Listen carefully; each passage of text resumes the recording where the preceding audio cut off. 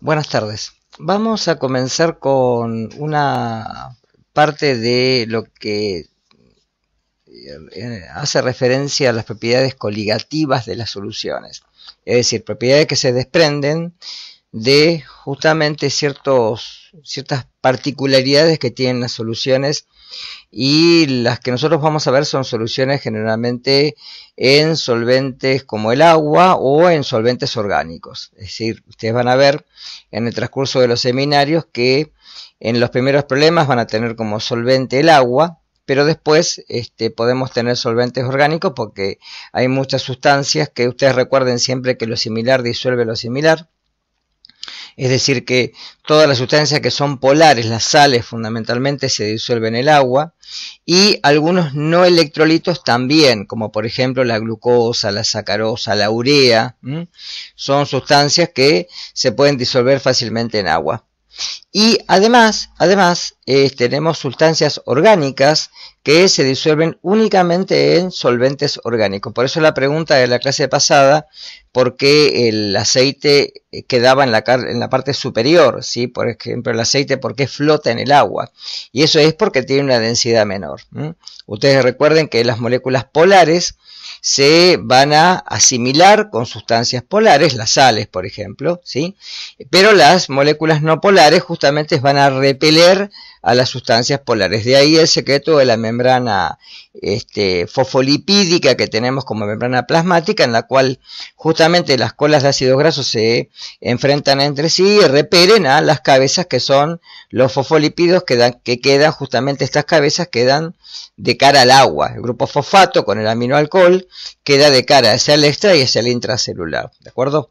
Con lo cual esto hace justamente referencia de que lo similar disuelve lo similar. Bien, ahí tienen en la parte inferior, fíjense, moléculas de un solvente en la cual solamente tengo moléculas solas. En cambio, cuando tengo alguna sustancia, un soluto que está presente en la solución, si ustedes cuentan el número de moléculas que son las que escapan, que son las que están de alguna manera, sí, con la flechita hacia arriba, que escapan al seno del líquido, es decir, que entran en la fase vapor, fíjense que en la segunda figura son menos.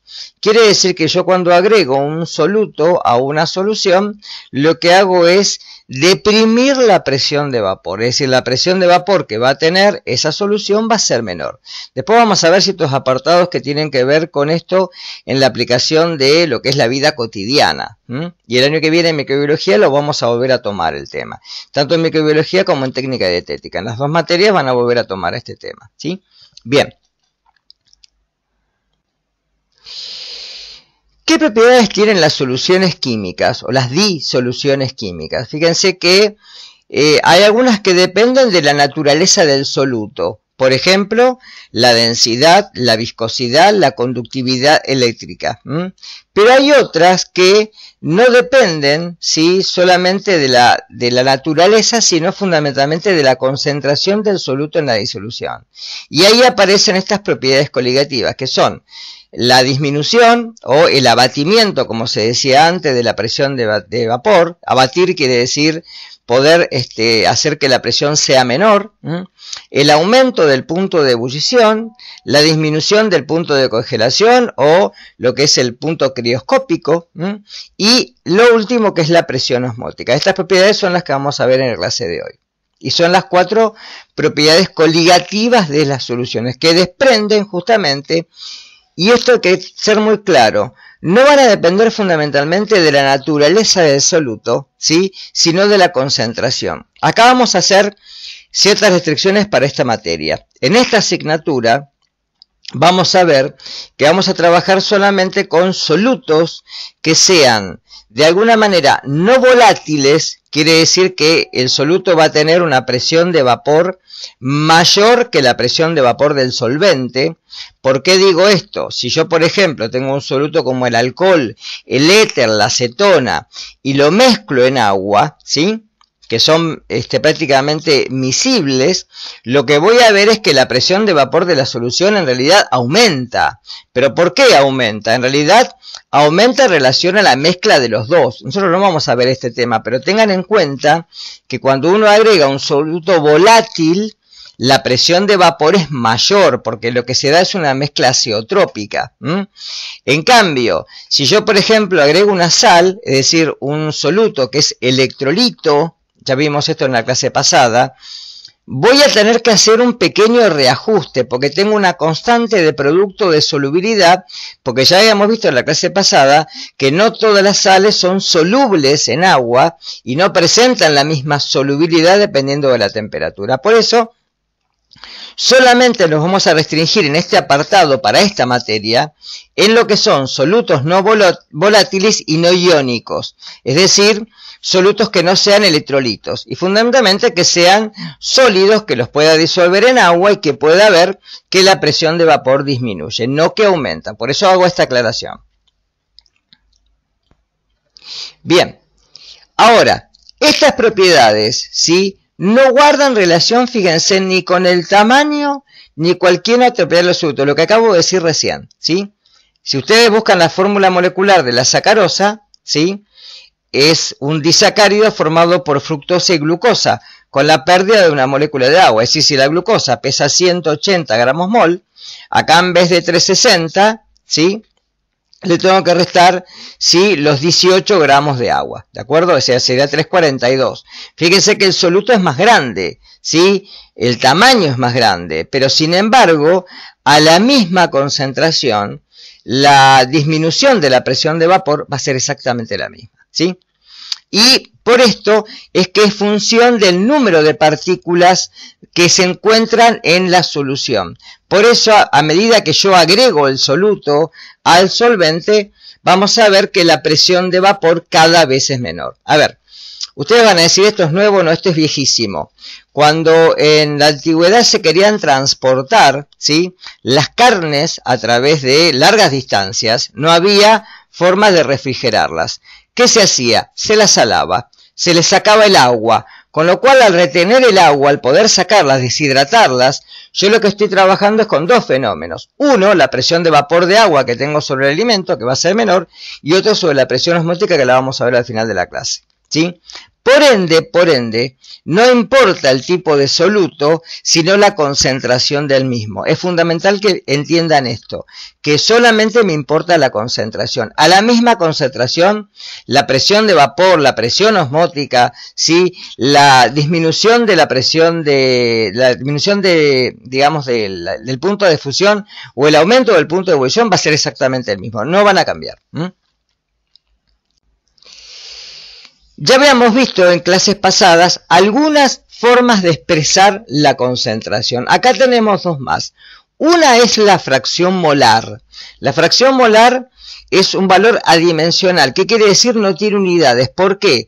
Porque se obtiene a través del número de moles de, en este caso, por ejemplo, el soluto, dividido el número de moles totales. Es decir, si yo tengo una solución conformada por urea y agua, el número de moles de urea lo divido por el número de moles de urea más el número de moles de agua, es decir, el número de moles totales.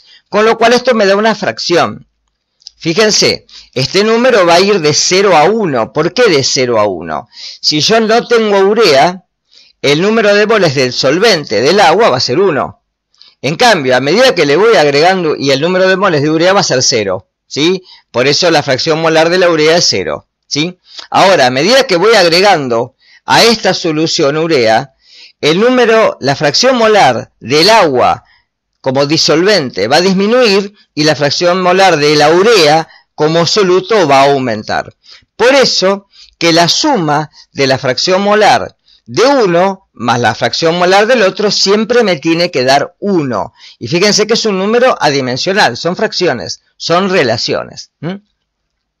Y otro que lo vimos en la clase pasada cuando terminamos la clase, que es la molalidad, que es el número de moles de soluto, pero por kilogramo de solvente. Es decir, fíjense que abajo en el denominador no tiene expresada la solución, solamente al solvente, ¿sí? No al soluto y al solvente como habíamos visto antes, molaridad, sino que en este apartado, ¿sí? Justamente, si yo, por ejemplo, vamos a suponer algo, yo tengo una solución 4 molar de urea. ¿Qué quiere decir? La urea pesa 60 gramos mol.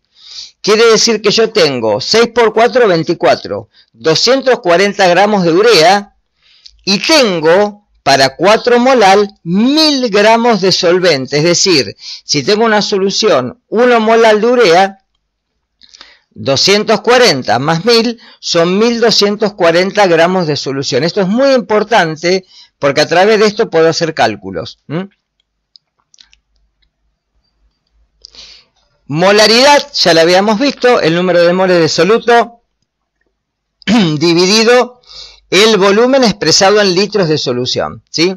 Fíjense que ahí tienen otras medidas, otras características como la desventaja varía con la temperatura, como ventaja facilidad para medir y fundamentalmente el volumen final de la solución para medir este, ¿sí? La normalidad es algo que nosotros no vamos a trabajar, pero se lo doy porque en algún libro lo van a encontrar, es el número de equivalentes gramo por litros de solución.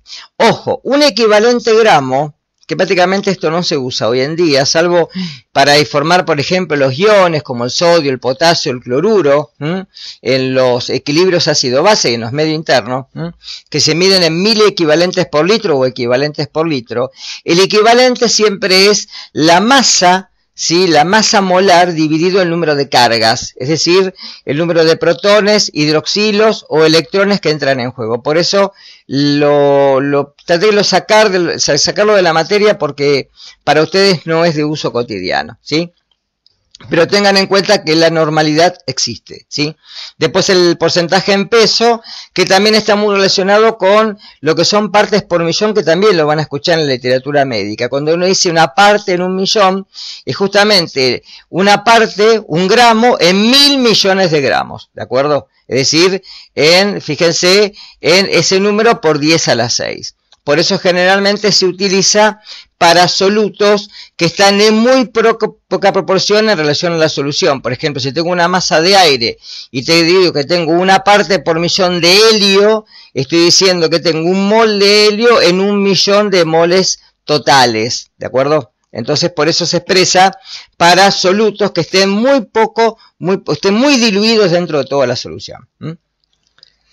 Ahí tienen relaciones, les puse una filmina para que vean si las unidades, la molaridad en número de moles por litro, la molaridad en número de moles por kilo, la normalidad en número de equivalentes por litro, la fracción molar directamente sin unidades, el porcentaje en mol que a veces se utiliza, que es el porcentaje en moles por ciento, el porcentaje en peso o masa en masa. Para líquidos el porcentaje en volumen en volumen, lo que más se usa es el porcentaje en masa en volumen y el que dije recién que es en partes por millón, miligramos por kilogramo de solución. Y acá empezamos con las leyes, modelo de lo que es una disolución ideal, que son las que generalmente se cumplen, en el cual un modelo ideal es en el cual justamente la presión del vapor del disolvente puro va a deprimirse a medida que le voy agregando soluto. Y esto lo descubrió un científico que se llamó Raoult, ¿sí? Que lo que vio es que a medida que agregaba un soluto o una solución y medía la presión de vapor del disolvente, la presión de vapor cada vez era menor. Por eso, cuanto más soluto le agrego, más deprimo la presión de vapor. ¿Cómo se puede anunciar esto? Fíjense qué es la presión de vapor. Si ustedes tienen un líquido, agua, un vaso con agua, ¿sí? Arriba de una mesada, y ustedes van a ir mañana y van a ver que el vaso tiene la mitad del contenido. Y sin embargo nadie se lo tomó. ¿Por qué? Porque el líquido se evapora. ¿Es lo mismo evaporación que vaporización? No. Cuando uno habla de evaporación, está hablando del proceso que se da a cualquier temperatura. Hasta el hielo tiene vapor. Hasta el hielo tiene presión de vapor. Es decir, que si yo voy de los 0 a los 100 grados centígrados, 99,99, voy a tener un producto de evaporación. cuando llegué a los 100 grados centígrados, y ojo, a nivel del mar, ¿sí?, la presión de las moléculas que están en el seno del líquido tienen la suficiente capacidad para poder vencer la presión atmosférica, con lo cual el líquido ahora se va a vaporizar, es decir, va a entrar en lo que se llama ebullición, con lo cual ahí el líquido se vaporiza, es decir, va a pasar a la fase vapor, pero cualquier molécula del líquido. Ahora, ¿qué es distinto entonces a la evaporación? Que las únicas moléculas que pueden pasar a la fase vapor son las que están en la superficie del líquido. ¿Por qué? Si ustedes recuerdan filminas anteriores, las moléculas de agua que están en el seno del líquido están sujetas por enlaces puente de hidrógeno a 4 moléculas de agua más. En cambio, las moléculas que encuentro en la superficie del líquido, como tienen la cara, ¿sí?, hacia la atmósfera, solamente están sujetas a 2 enlaces puente de hidrógeno. Por ende, esas moléculas tienen la energía cinética, ¿sí?, tienen que vencer la mitad de la energía cinética para poder pasar a la fase vapor. De ahí que el líquido se evapora. Depende de la temperatura, obviamente. Si un día hace mucho calor y ustedes lavan un piso, se seca rápidamente. Un día con frío se va a secar con mucho más lentitud. Y un día con mucha humedad, como hay más humedad en el ambiente, se va a secar mucho menos. Lo mismo pasa con la ropa. Entonces, la evaporación depende de la temperatura. A mayor temperatura, mayor presión de vapor de agua. A menor temperatura, menor presión de vapor. Después vamos a ver más adelante una filmina donde se ve reflejado esto. Justamente esto que les estoy diciendo. Ahí tienen lo que sería unas filminas donde se pueden ver unos GIF, en donde ustedes ven las moléculas, ¿sí?, de la superficie del líquido que abandonan el líquido y que también, ojo, también vuelven a ir hasta que se da un equilibrio. Si, por ejemplo, ustedes tienen un vaso con agua y lo tapan con una tapa de vidrio, van a ver que adentro se forma vapor. ¿Ese vapor qué es? Vapor de agua que de alguna manera pasó a la fase gaseosa, pero como entra alguna vez en equilibrio, porque choca las paredes del recipiente, se condensa y vuelve, se va a dar un equilibrio dinámico, en donde la presión de vapor ya no cambia.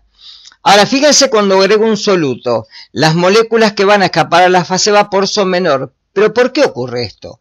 Porque las moléculas ahora, que ocupan parte del líquido, están solvatadas, es decir, el agua está ocupada en retener al soluto en el líquido.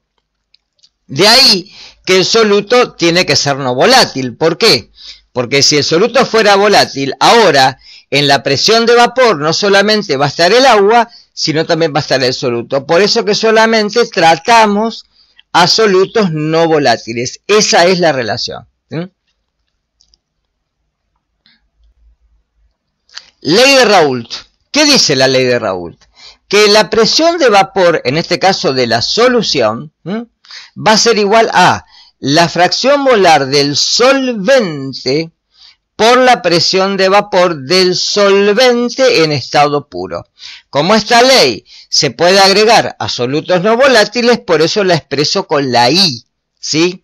Porque esto puede ser para un soluto que sea volátil, con lo cual la presión de vapor va a estar dada ahora por los dos, por el soluto y por el solvente. Para este apartado, olvídense de eso, y esa I reemplácenla por la solución, la segunda por el solvente, está descrito abajo, y la tercera por el solvente en estado puro. ¿Qué quiere decir en estado puro? Cuando no tiene agregado nada. Cuando no le agregué nada, cuando la fracción molar del solvente es 1, fíjense que la presión de vapor de la solución va a ser igual a la presión de vapor del solvente en estado puro cuando la fracción molar sea 1, es decir, cuando solamente haya solvente, cuando no haya soluto. Aumento ebulloscópico o aumento de lo que sería el punto de ebullición, ¿sí? Primero vamos a definir qué es la temperatura de ebullición. Ya algo aclaré recién. Es la temperatura a la cual, ¿sí?, la presión de vapor del líquido iguala a la presión atmosférica, con lo cual puede pasar a la fase vapor cualquier molécula que esté en el seno del líquido, ¿sí? Fíjense una cosa, si nosotros tenemos un líquido, el agua, y lo queremos servir, a nivel del mar hierve a 100 grados centígrados. Y yo lo aclaré cuando dijimos gases esto. Fíjense qué pasa si ahora tengo, ¿sí?, el agua que hierve a una montaña, como por ejemplo el Cerro Colorado, que está a 4.400 metros de altura, hierve a 85 grados centígrados, pero ahora si lo llevo al Monte Everest, en el Tíbet, hierve a 71 grados centígrados, porque justamente la presión atmosférica ahí es menor, ¿de acuerdo? Porque tengo menos oxígeno disponible, eso lo tienen que ya tener en cuenta. A medida que si subo a la atmósfera, la presión de oxígeno y la presión de gases es menor. Bien. ¿Cómo se ve el ascenso ebulloscópico? Muy sencillo, si yo le agrego sal al agua, hierve a mayor temperatura, ¿sí? ¿Cómo se puede ver esto? Como una consecuencia de la presión de vapor. Por eso la temperatura de ebullición de una solución o una disolución va a ser mayor que la del solvente puro. ¿Cómo se calcula? Muy sencillo. Se calcula primero la variación de la temperatura de ebullición con una constante que está tabulada en los libros, que es la constante de ebullición, que tiene unidades grados centígrados sobre concentración molal o grados centígrados por kilogramo sobre mol, que es lo mismo. Y esto por la concentración molal de la solución, molal y no molar. Ahora, la temperatura de ebullición de la solución se obtiene a la temperatura de ebullición normal sumándole este delta. Por eso va a ser mayor. Fíjese que acá en la firmina tienen justamente el solvente puro y tienen la solución. Y si ustedes se fijan, cómo la temperatura aumenta a medida que le agrego soluto, ¿sí? Como una consecuencia de la disminución de la presión de vapor, justamente la curva se mueve hacia la derecha, es decir, el punto de ebullición es mayor. Ahí tienen, por ejemplo, algunas constantes, el benceno, 2,53 grados centígrados por kilogramo sobre mol, el alcanfor, el cloroformo, el dietilenglicol, ¿sí? O el etilenglicol y el detiléter, fíjense que estas tienen presión de vapor, sí, constantes mucho más bajas. Y la del agua es que es 0,52. Todas además son mucho más altas. El agua justamente porque tiene un calor, vamos a ver, tiene un calor específico muy alto. Entonces generalmente retiene las sustancias en solución. Acá tienen las consecuencias justamente que el punto de ebullición aumenta a medida que la presión de vapor disminuye. Son inversamente proporcionales. Descenso crioscópico. ¿Cómo se da esto? Todos hemos visto y hemos asistido, por ejemplo, cuando colocamos agua en el freezer o en el congelador. ¿Qué pasa? Se forma un sólido, el hielo. Y el hielo, que ya lo había preguntado yo en las clases pasadas, ¿sí? Es el único sólido que es menos denso que el líquido que lo forma, por eso flota. De ahí que su densidad sea menor. Ahora, fíjense una cosa. Cuando las moléculas de agua pasan del estado líquido al estado sólido, hay una paradoja que tiene que ver con este líquido justamente, y esto hace de que la densidad sea mayor. ¿Qué es lo paradójico? Que cuando las moléculas de agua se reúnen para formar el sólido, quedan espacios entre las moléculas de agua para formar cristales. Esos espacios hacen de que el volumen aumente, y al volumen aumentar la densidad disminuye, porque son inversamente proporcionales. Y esto hace de que ahora, si yo agrego un soluto a la solución, como ahora esos espacios para formar cristales están ocupados por las moléculas del soluto, haya que reducir más la temperatura para poder llegar al estado de solidificación. Por ende, va a fundir, es decir, va a solidificar, mejor dicho, si fundir sería el proceso inverso, ¿no? A menor temperatura. Si antes solidificaba a 0, ahora va a solidificar a menos de 0 grados centígrados, ¿sí? ¿Cómo hacemos el cálculo? Similar al anterior, calculamos ahora la variación de la temperatura de fusión con otra constante, que es una constante de fusión que también tiene otro valor, ¿sí? Es distinto al valor anterior, pero la concentración molal es la misma porque es la misma solución. Con lo cual, la variación de temperatura de fusión es la constante de fusión por la molalidad, y la temperatura de fusión de solución va a ser igual a la variación de la temperatura de fusión, pero ahora menos la temperatura de fusión. Es decir, la tengo que restar, con lo cual voy a tener un valor negativo, no un valor positivo. ¿Está claro? Bien. De ahí que la constante crioscópica sea similar a la constante ebullioscópica.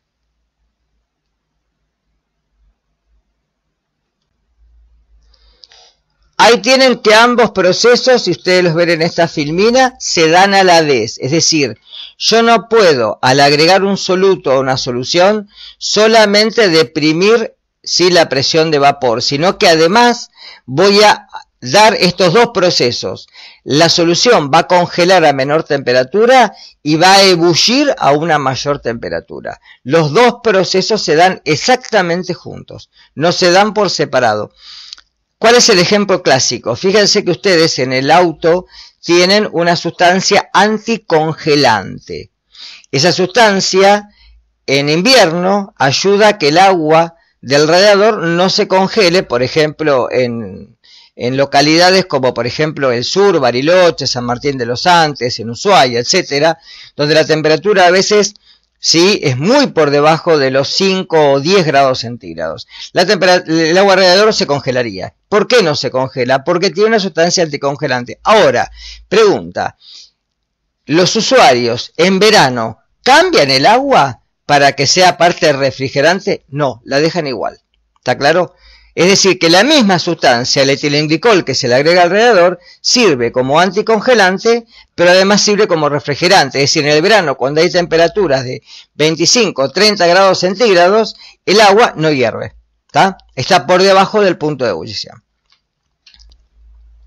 Ahí tienen algunas constantes. Fíjense, el agua, el punto de ebullición es 100 grados centígrados, está hablando a nivel del mar, ¿no? Y el punto de fusión 0 grados centígrados, es decir, entra a ebullición a 100 y congela a 0. La constante de fusión es de 0,500, de ebullición es 0,512 y de fusión, fíjense que es más alta, 1,86. Fíjense el alcanfor, que es una sustancia volátil, tienen punto de ebullición mucho más alto que el agua, 247,42 grados centígrados. Y la constante de ebullición, fíjense que es mucho más alta, y la de fusión también, ¿sí?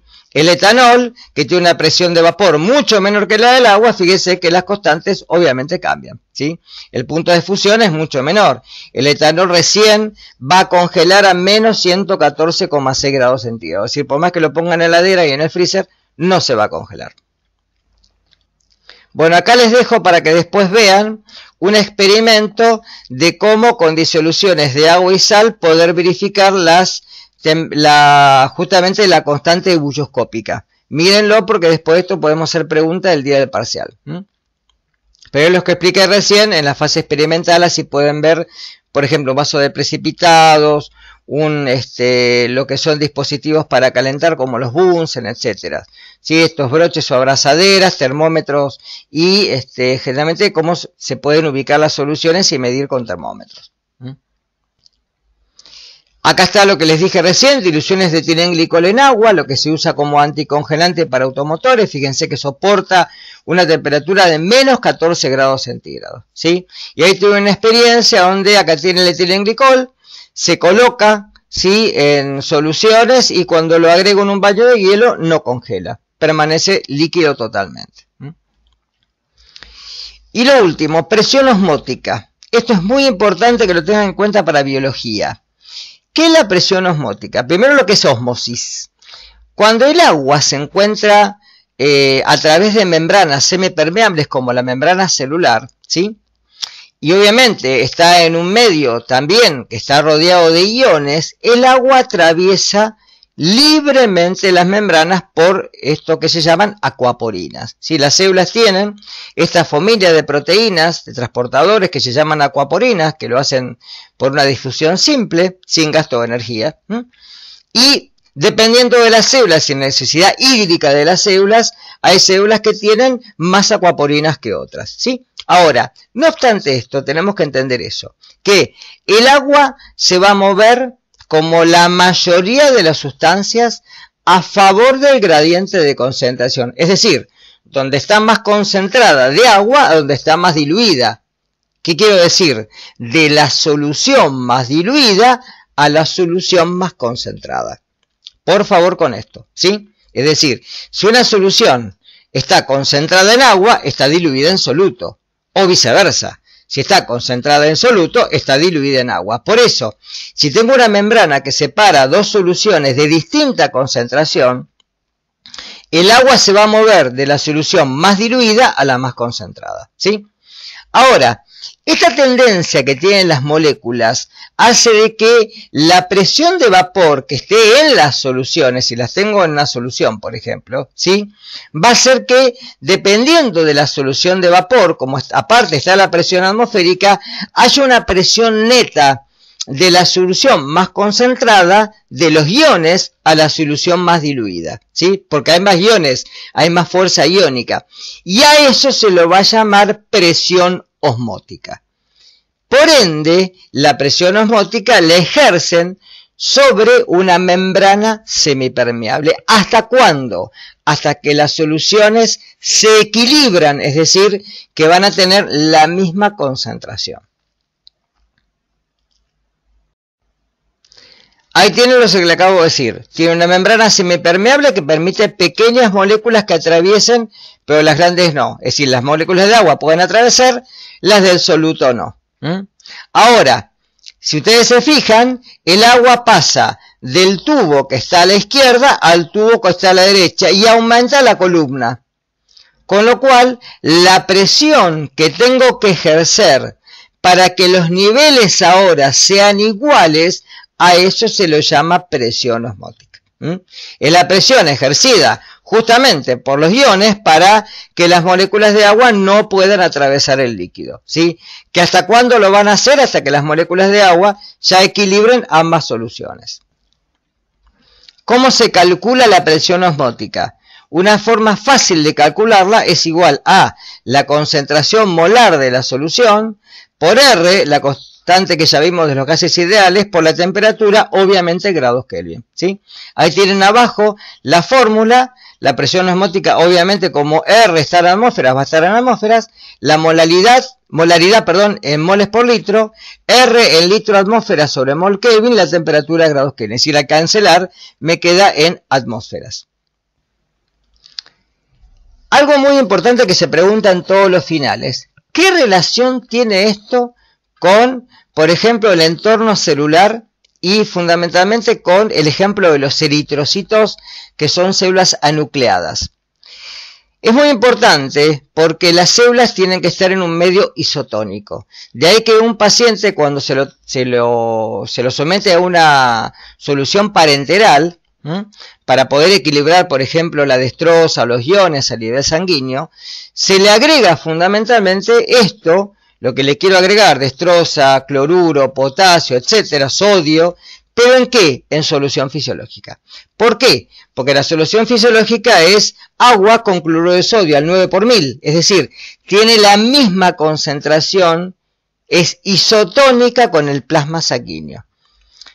Es decir, que una solución isotónica es la que tiene la misma concentración de agua y de iones que el interior celular. ¿Qué pasaría si la solución es hipotónica? Es decir, si a un eritrocito lo sumerjo en agua destilada y el agua va a tender a entrar, porque está más concentrada afuera que adentro. Con lo cual, al tender a entrar, la hincha a la célula y la hace estallar. ¿Qué pasaría si al revés la agrego y se produce lo que se llama hemólisis, ruptura, lisis, por mecanismo que en este caso es el agua? Hay otros mecanismos de hemólisis.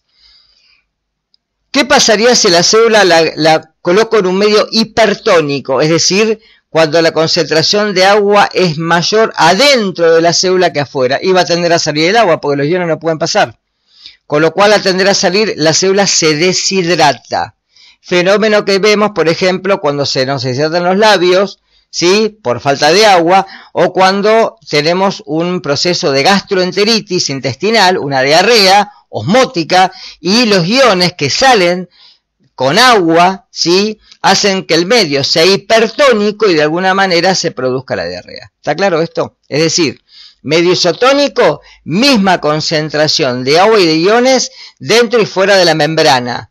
Hipotónico, mayor concentración de iones adentro, menor afuera, el agua tiende a entrar. Hipertónico, menor concentración de iones afuera que el agua, que adentro el agua tiende a salir, ¿sí? De ahí que tenemos los tres mecanismos distintos. Y para terminar, un ejemplo que resume todo, ¿sí? Se prepara una solución mezclando 120 gramos de urea en 216 gramos de agua con una densidad de 1,16 gramos por mililitro. Claro desde ahora, si a mí me dan datos y me dan, por ejemplo, la masa de soluto y la masa de solvente, me tienen que dar la densidad para poder trabajar, si no, no lo puedo hacer. O me dan la densidad y la masa de solvente, o me dan el volumen de solución y la masa de solvente o la densidad. Algo me tiene que dar, si no, no lo puedo resolver. Porque la densidad es un pasaje intermedio, ya lo vamos a ver ahora. A una temperatura de 25 grados centígrados. Y me pide calcular las 4 propiedades coligativas. La presión de vapor de la solución, los puntos de fusión y de ebullición y la presión osmótica. Bien, empecemos por la presión de vapor de la solución. Como aplico la ley de Raoult, lo que hago es primero calcular el número de moles de urea. Con lo cual calculo la masa molar de urea, 60 gramos por mol. Eso revísenlo por favor con la tabla periódica, 14 el nitrógeno, 1 el hidrógeno, 12 el carbono, y 16 el oxígeno. Si lo sumo me da 60 gramos mol. Divido los 120 gramos y obviamente me da 2 moles. Los moles de agua, 216 gramos, dividido 18, que es la masa molar del agua, tengo 12 moles. Y si ahora calculo la fracción molar de la urea, son 2 moles, dividido 2 más 12, 14, me da un séptimo. Y puedo hacer la resta, 1 menos esto, que me da 6 séptimos, o hacer el cálculo que me da lo mismo. Recuerden que la suma de los dos me tiene que dar 1.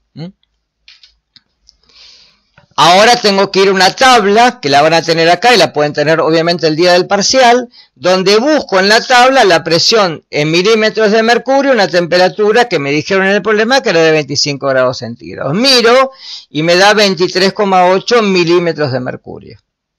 Voy al problema ahora, otra vez, y veo que la presión de vapor de la solución va a ser igual a la fracción molar, 6 séptimos, por 23,8 milímetros de mercurio, que fíjense que me da 20,4 milímetros de mercurio. Es decir, la presión de vapor disminuyó. Fíjense una cosa, si la presión de vapor, esta es del solvente, recuerden eso, ¿sí? Si fuera menor, si fuera mucho menor, de alguna manera, a medida que le voy agregando urea es menor, lo que voy a encontrar es que cada vez se va a deprimir más. Ahora calculo la molaridad, para poder calcular las constantes, las variaciones de la temperatura de fusión y de ebullición. 2 moles dividido el pasaje de los gramos de agua pasado a kilos. Eso me da 9,26 molal, o mol por kilo.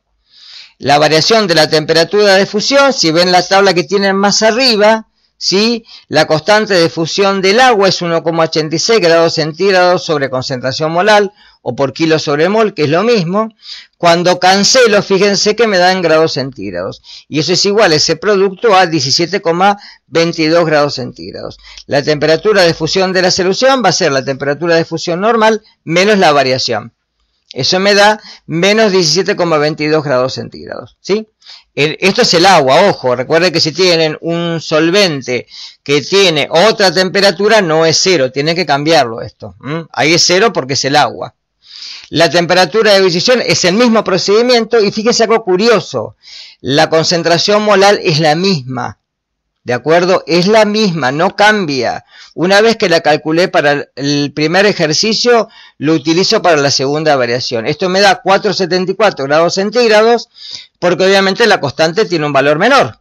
Y la temperatura de ebullición es 100 grados centígrados, ahora más 4,74, es decir, 104,74 grados centígrados. Miren algo curioso. Si yo les pregunto, ¿en qué rango va a ser líquida el agua? ¿Qué tengo que hacer? Y tengo que sumar los 104,74 más los 17,22. Es decir, que va a ser igual a 121, casi 122 grados centígrados. En esa escala, en vez de 100, va a permanecer líquida el agua. ¿Queda claro esto? Si les pido el rango, lo tienen que sumar a estos dos valores, ¿sí? Pero sumar en valor absoluto, porque tengo que sumar lo que se va hacia arriba, hacia la ebullición, y sumar lo que se va hacia abajo, hacia la fusión.